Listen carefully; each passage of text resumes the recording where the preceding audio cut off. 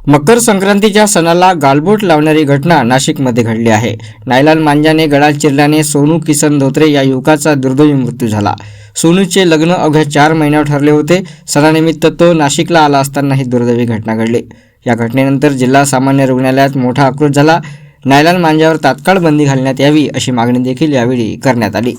बघा, गुजरातवरून कामाला होता तो। गुजरातवरून कामाला येतो, त्या आईला भेटायला संक्रांतीला येत होता तर गाडीवर, तर पातळी फाट्यापासून वन्नेर गाव आहे तिथं मांजा अटकला, त्याचं बकरी सारखं कापलेलं, त्याचं बकरी सारखं।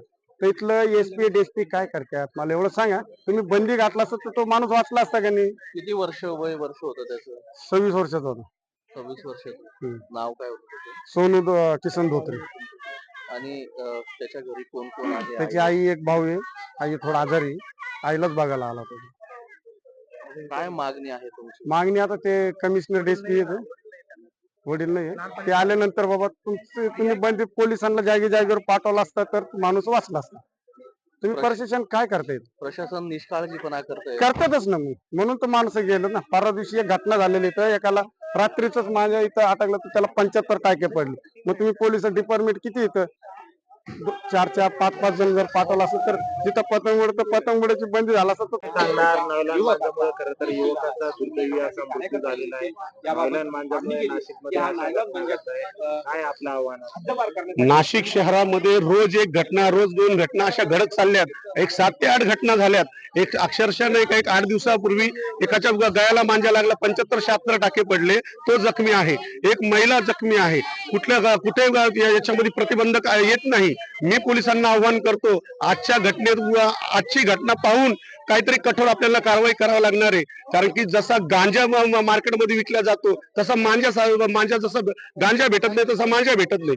म्हणून मी विनंती करतो, जिथं चक्री घेऊन मुलगा उभा असेल पतंग उडवताना, त्याच्या चक्रीमध्ये कुठला मांजा आहे? तो आपला नायलॉन मांजा आहे का पतंग उडवायचा मांजा आहे? सण सूद साजरा झाला पाहिजे, पण एखाद्या जीवावर हा सण साजरा नाही झाला पाहिजे। आज जवान मुलगा, त्याचं मे मध्ये लग्न होतं, आज तसा मुलगा आपल्यामधून निघून गेलाय। आज गुन्हेगार कोणाला धरायचं? असा एक त्याच्या फॅमिली समोर प्रश्न पडलाय। मी विनंती करतो का जर त्या चक्रीमध्ये, एखाद्याच्या चक्रीमध्ये जर मांजा आपलं नायलॉनचा मांजा असेल, त्यांना जेलमध्ये डांबा। जर 15-20 जणांना डांबलं। या घटनेनंतर नाशिक पोलिसांनी तात्काळ कारवाई सुरू करीत इंदिरानगर पोलीस स्टेशनच्या हद्दीमध्ये नायलॉन मांजाचा वापर करणाऱ्याच्या विरोधात 4 गुन्हे दाखल करून 9 जणांना अटक करण्यात आली आहे। वरिष्ठ पोलीस निरीक्षक रामदास शेळके यांच्या पथकाने ही कारवाई केली।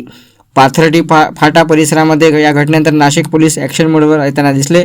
नागरिकांनी पतंगबाजी करताना नायलॉन मांजाचा वापर टाळावा असे आवाहन देखील पोलिसांनी केले। एका सोसायटीमध्ये 4 असे 4 सोसायटीमध्ये, प्रत्येक सोसायटीमध्ये असल्यामुळे आम्ही 9 जणांना अटक केलेले आहेत। 4 गुन्हे दाखल करतो आहोत।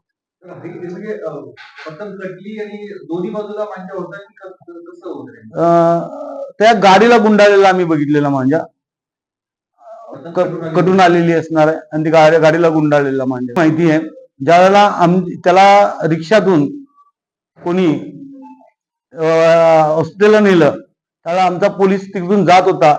तात्काळ तो हॉस्पिटलमध्ये जायच्या आधी आमचा त्या पोलीस त्यांच्यासोबत होता आणि मग त्यांनी आम्हाला कळवलं, मी वरिष्ठांना कळवलं आणि मी जागेवर मी स्वतः गेलेलो होतो। अशी आहे, जे नायलॉन मांजा असतील त्याच्यावर म्हणजे सदोष मनुष्यवधाचा गुन्हा 110 प्रमाणे आम्ही गुन्हा दाखल करणार आहोत। जिथं जिथं पतंग उडवतात त्या ठिकाणी जाऊन चेक करणार आणि त्याच्यावर कारवाई करणार। मला सांगता येणार नाहीये कारवाई कोणाकोणाला करणार आहे, पण जे कोणी मांजा उडवत असतील नायलॉन मांजा, त्या मांजावर आम्ही कारवाई करणार। सणासुदीच्या काळात अशा घटना घडत असताना नायलॉन मांजावर कठोर बंदी घालण्यात यावी अशी मागणी येथील नागरिकांनी केली आहे।